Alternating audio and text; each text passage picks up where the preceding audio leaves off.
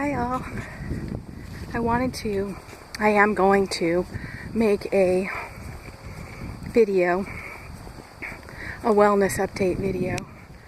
Today is the 30th of May, 2021, and I have been, I guess this week, really experiencing a huge change in my body that I haven't had since I started my healthy program on the Sunday after Christmas, which was 2 days after Christmas. And a week before that, just to give you a little backstory, I made a commitment. Everyone was talking about resolutions, and I made a New Year's resolution that I wanted to lose weight, get healthy, and get fit. And I've already written, and I guess maybe even recorded a video about how I was experiencing a cognitive decline.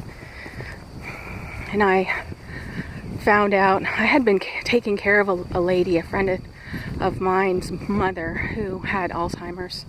And so I did some research while I was just her, I sat with her. I didn't do anything other than sit with her. Drove her to the beach and took her for ice cream and went for walks with her, hung out with her.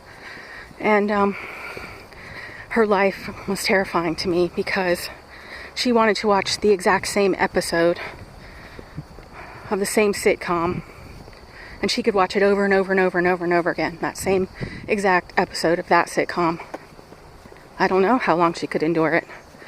And we would walk around the block of the neighborhood, and she would marvel that this yard was beautiful and those people need to cut their grass, and we'd walk around the block again and she'd say exactly the same thing, like she didn't say it, less than 10 minutes before. She would ask me several times a day who I was and where her loved ones were, my friends, her son and his wife, and she would sleep and sleep and sleep and sleep and sleep. I mean, she was like, we've always heard about people who go to prison and how they cheat time by sleeping, it seems like. And she was, in her late 80s, and her birthday came around and she thought that she was 12.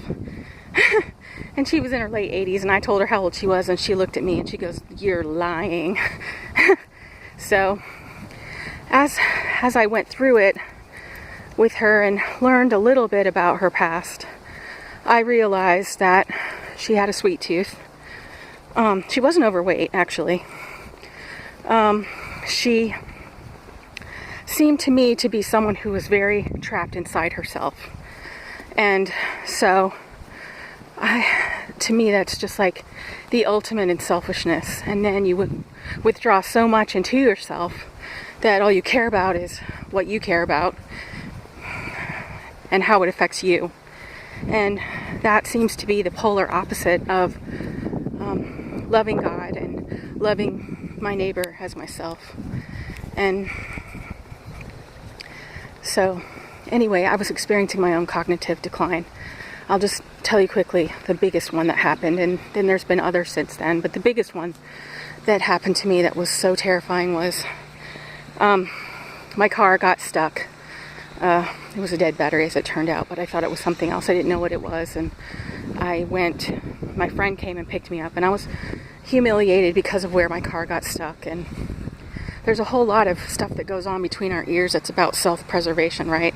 We have insecurities, and we don't want anyone in the whole wide world to know about them, and they're there, and we want others to think this of us and not the truth of us, and we rarely let people get past the veneer that we put out there. So I was in a humiliating spot with my car getting broken down, and anyway, my friend came to get me, and she took me, it was very early in the morning, she took me to Panera Bread in Pompano Beach, Florida, where I lived at the time.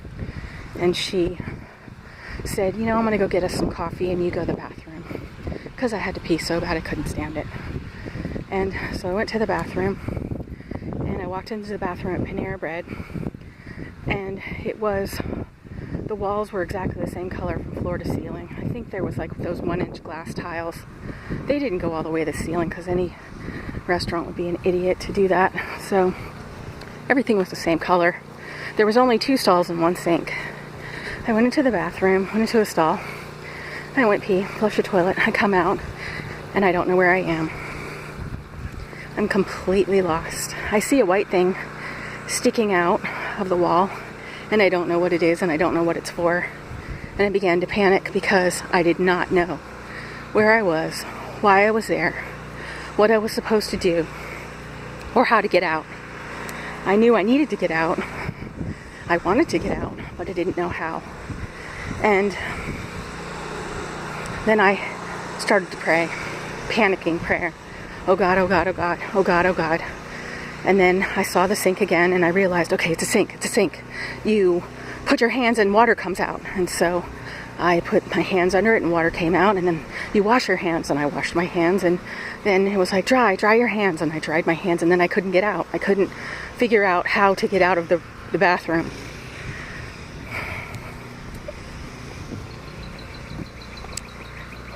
I was terrified. I saw the handle on the door, and I pushed on it, and it wouldn't open, and I pushed on it again, and it wouldn't open. And then I yanked on it, and it flew open. And I came out into the restaurant, and I looked around everywhere, and all I could think was, where's Dee, my friend who brought me? I remembered that she brought me. And I burst out into tears. I sat down, and then all of a sudden it all came back to me. I remembered. Dee brought me here because my car broke down, and I'm okay. I'm with Dee. And Dee says, I got your coffee for you. Their cute New Jersey accent. She's so funny. And she's, my mother's age, or older than, no, she's even older than my mother. Well, she was one of my best friends in Florida. And she says, here's your coffee. I put cream in it just like you like. Just relax. Go ahead, have a cry. You're fine. It's fine. And then I explained to her what happened, and she said, it's because you're upset and you had a stressful morning. It's so hot outside, and it wasn't true. Something was super wrong, and I didn't know what it was, and I sure as shooting ain't gonna go to no doctor and have them put me on a load of medicine and strap me up to machines, and even the biggest thing is to lock me up somewhere away from my family. And so I don't have insurance anyways, which is totally fine. So it was easy to kind of dismiss it medically, but it wasn't easy to dismiss it emotionally. And so when I moved here, fast forward, I live in Myrtle Beach, South Carolina. A year later, I was trying to go to the grocery store before I had to go to my job at Cato clothing store. And I got stuck in traffic, and there was not a light, and the geese are always crossing the street here, and everybody has to stop for them, and they walk really slow, and it takes forever, but they're precious, and we love them. We don't want to run them over. And I didn't know that's what was happening at the time, but I'm thinking back, that's probably what it was. Oh, the traffic has stopped in the middle for no reason, quote unquote. Well, I was like, okay, can't do this anymore, so I just yanked my car to the left and immediately got T-boned by a car in the middle turning lane who was going to the gas station, and I totaled the car. I didn't get hurt, but it yanked the car all over the place, and it completely totaled the car. And praise God, I did not get hurt, but I couldn't get out of the car because I was like, what did I just do? Like, I had a moment of complete and total 100% self-absorbed selfishness, and I was like, I'm not waiting on this. I'm leaving. So,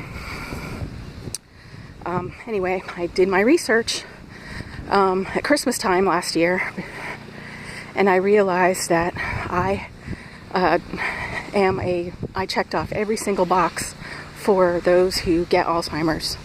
Female, menopausal, overweight, no activity, no stretching, no weightlifting, no cardio. I don't eat raw vegetables. I really don't eat very much raw fruit except for a banana every now and then. Which I was so proud of myself for eating a banana a day, basically.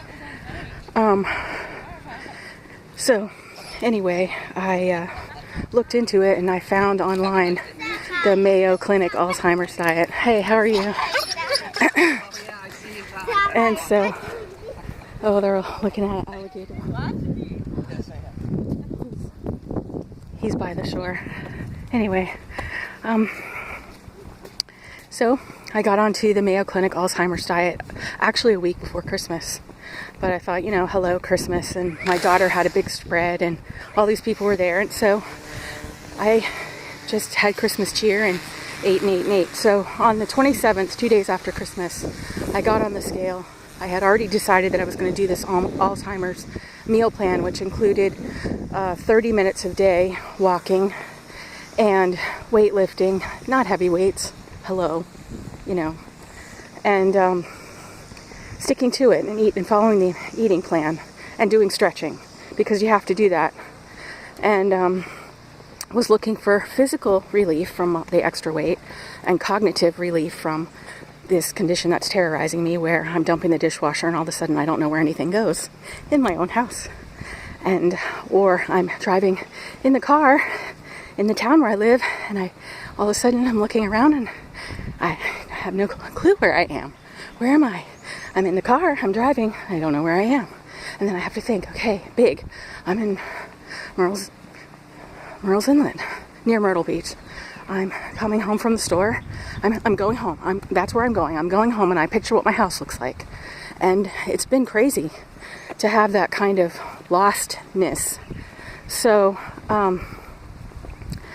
anyway, I got on the plan, and I determined that I was going to do this for myself and for my family, because I don't want to be a burden to my family. We don't have health insurance, and I don't want my children to be burdened with my problem because I've eaten a crap diet forever, and I don't exercise, and I actually have a way of fixing this. This is what I can do. Was my philosophy. So on the 27th of December 2020, I weighed 205.8 or 2 pounds. I think it was 205.2. And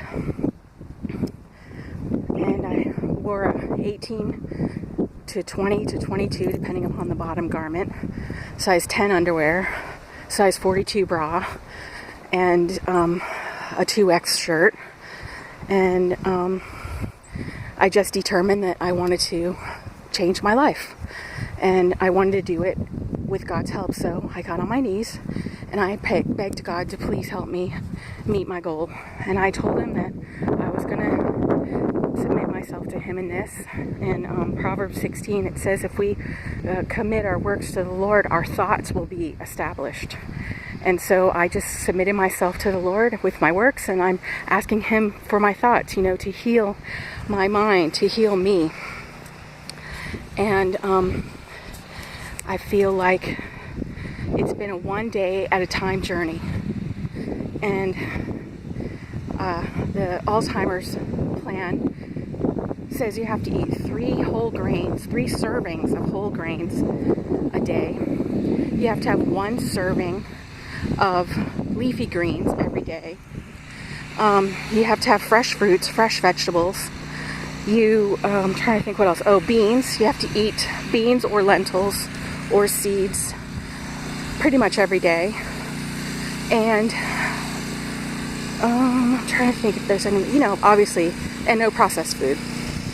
If it's in a package, no. And to me, my biggest problem is flour. Flour makes me crave whatever. I get cravey. That's like shooting a gun for me. Go! Eat everything in sight. No holds barred. That's what flour does to me. It used to be sugar, but I realized over the last several years, I made a video called Beating the Spirit of Gluttony. I think it's 6 years old. It's had 11,000 views or something. My son-in-law came over one night and he's like, Mom, you're famous. You got this YouTube video. It's got some 1,000 views. I'm like, it does? And I looked on there. So yeah, it's beating the spirit of gluttony. Well, now I'm going to need more help. And I realize that flour is a problem for me. So I'm making this video because I want to tell you the successes that I've had. Because it's been 22 weeks today. I've lost 22 pounds today. And it's God. And I've also sort of gradually gotten off of. The Alzheimer plan also suggests only 4 servings of meat a week. So 2 servings of chicken or poultry, and 2 servings of red meat. And then I watched this movie called Forks Over Knives a couple months ago. Completely changed my life. You gotta watch it. It's a documentary, Forks Over Knives.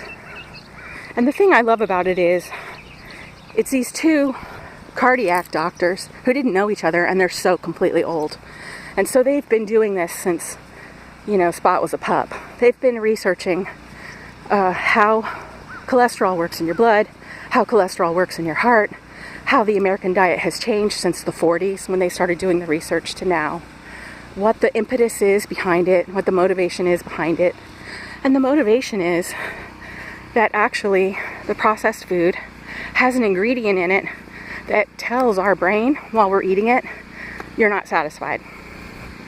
Because it's not nutrient dense, it's nutrient deficient. And they use this word called enriched, which actually is a lie. The word enriched, when they say enriched flour or enriched rice or whatever, it means it has been depleted. It has had all the nutrition taken out of it, and it's empty. And it won't fuel your body with anything other than turning those calories into fat.